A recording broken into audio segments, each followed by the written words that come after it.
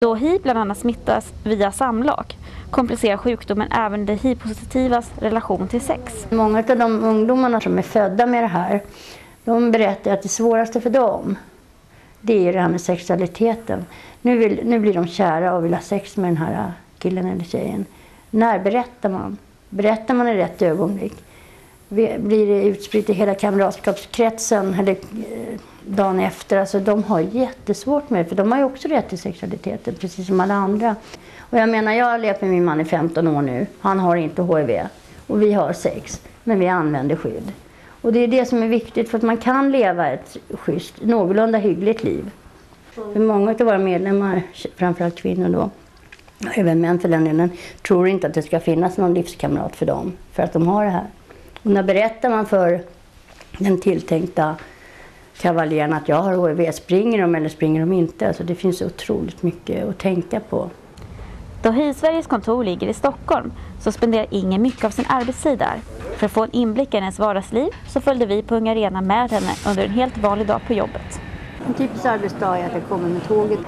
Så när jag klev på tåget klockan 10 i morse så åkte jag direkt till World Trade Center och träffade Pride-generalen och en annan person och våran förre förbundsordförande som hade den positionen som jag har nu.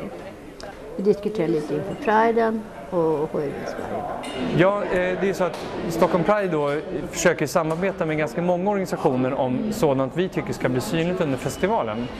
Och en av de saker som engagerar många i gayrörelsen, det är frågor som när det gäller hiv-positiva personer, deras rättigheter och också att försöka förebygga spridning av hiv och aids. Så det här mötet med Inger och HIV-Sverige har ju varit för att vi ska komma överens om hur just i år vi ska presentera det från våra scener helt enkelt och göra den frågan maximalt synlig.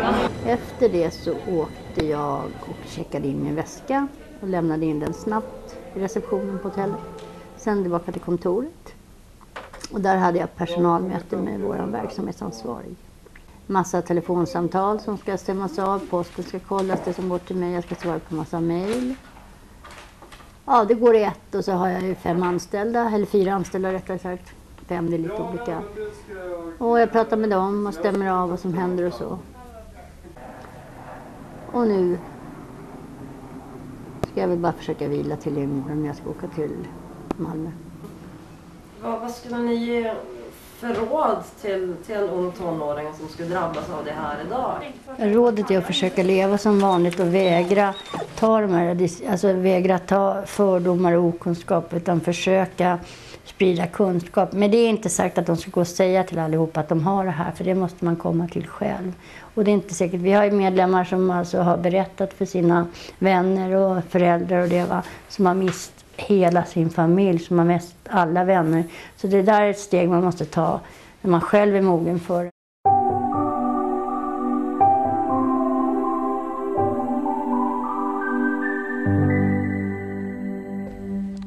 Med oss här i studion så har vi också Inger Forsgren. Välkommen till Neon. Hej, tack. Ja, hur kom det sig att du varit ordförande i HIV-Sverige? Ja, jag var tillfrågad för 2001 om jag ville sitta med i styrelsen för dåvarande RFHP, och som alla hör, RFHP, vad betyder det? Det betyder Riksförbundet för hiv-positiva, så småningom bytte vi namn till HIV-Sverige, men då hette det RFHP och jag var tillfrågad om jag sitta i styrelsen och jag tänkte, ja okej då, det kan jag väl, för jag vet hur jobbigt det är att hela tiden möta fördomar och okunskap om den här sjukdomen, så jag kände att jag kanske kunde göra någonting.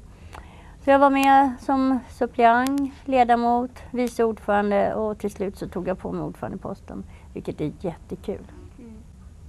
Vad är dina arbetsuppgifter?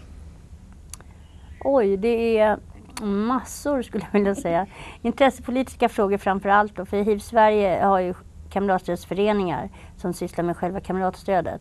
Men HIV-Sverige ska jobba med intressepolitiska frågor, så att jag träffar mycket riksdagsledamöter, landstingspolitiker och massa beslutsfattare i samhället. Det är väl det viktigaste arbetet, för jag har ju då tjänstemän på kontoret till min hjälp.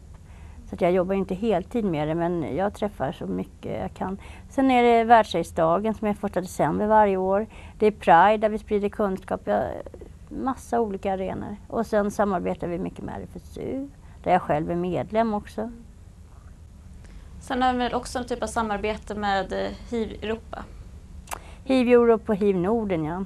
HIV-Norden är en samarbetsorgan för de nordiska länderna där man diskuterar olika frågor som handlar på nordisk nivå.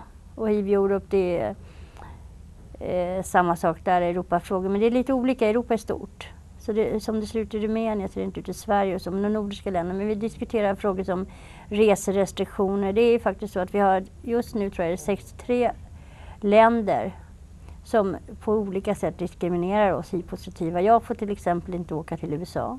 Jag får inte åka till Kina. Jag får inte åka till Ryssland för att jag har HIV. Det är inte rättvist när man ska begränsa så. Nej, och det jag känner liksom, jag kan ju leva med det. I alla fall över 50. Men jag tänker på våra unga vuxna. De har alltså hela sin karriär framför sig och de kan aldrig någonsin åka till USA som är många ström. Vi hade en för ett par år sedan, en ung människa som fick ett stipendium, som var jätteduktig i sin idrott. Fick ett stipendium för att resa till Amerika och praktisera sin idrott. Och var tvungen att säga nej. För den personen vågade inte leva en livslängd och tala om. Kanske om de flesta unga som har det här lever nu med mediciner. Men de som åker ändå till USA till exempel, de skickar månader i förväg sin bromsmedicin till USA, vart de nu ska, för att kanske överhuvudtaget kunna resa där. Men händer det någonting, då vet man inte vad som händer. Så nu blir jag lite förvirrad, för du säger att man får inte åka till USA, men så säger du att de skickar bromsmedicinen. Ja, men alltså om det är så att du inte har börjat med bromsmediciner och du har då, det är bara svenska läkare som vet om att du har det här, så behöver du inte fylla i deklarationen som du får göra på flygplanet. Har du HIV? Har du AIDS? Har du vapen? Ja eller nej? Har du bla bla bla saker. Så att de då som inte har medicinerna med sig i handbagaget eller resväskan, då lever de i en livslögn. Okej, så du menar att de åker till USA ändå? En del gör det. Men det är jättejobbigt. Tänk om det händer någonting och så uppdagas att du har haft det här i flera år ifrån Sverige. Och då vet vi inte vad som händer. Finns det några andra myter du kan slå hål på som hur AIDS smittar eller HIV smittar som inte... Hur smittar? En del frågar, eller många frågar, kan jag dricka samma glas som dig? Ja, självklart kan du dricka samma glas. Men kan jag hångla med dig utan att ha sex, alltså riktigt sex? Ja, du kan hångla med mig. Alltså vi kan kramas och kyssas och sådana saker. Det smittar inte på det sättet. Hur gammal var du när du först fick den här sjukdomen? Jag skulle fylla 32. Och när fick du din första AIDS-diagnos? 97-98 ungefär. Tiden går så fort så jag hinner inte med, den springer bara iväg. Hur reagerade du då? Med AIDS-diagnosen? Nej, men då reagerade jag inte så mycket. Jag var så sjuk så jag hamnade i koma. Men däremot när jag fick HIV-besked, den hette inte HIV då, det hette HTLV-3. Och jag trodde jag skulle dö imorgon. Så sen gjorde jag inte det. Och till slut så insåg jag att det var inte så lätt att dö. Jag hade tur. Jag hade jättemycket tur jämfört med många som fick det före samtidigt med mig som inte finns idag. Utan när bromsmedicinerna kom 95-96, då vände hela livet för oss HIV-positiva. Men det är lite skillnad. Jag fick ett dödsbesked. Men de som får det idag, de får veta att de har en kronisk sjukdom. Men det är inte en kronisk sjukdom som är vilket som helst. Det är mycket biverkningar och så att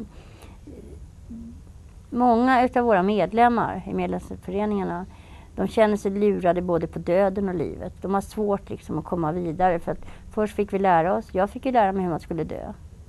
Och sen överlevde jag och så ska man helt plötsligt börja bejaka livet och med allt vad det innebär. Och det är jättetufft för jättemånga människor.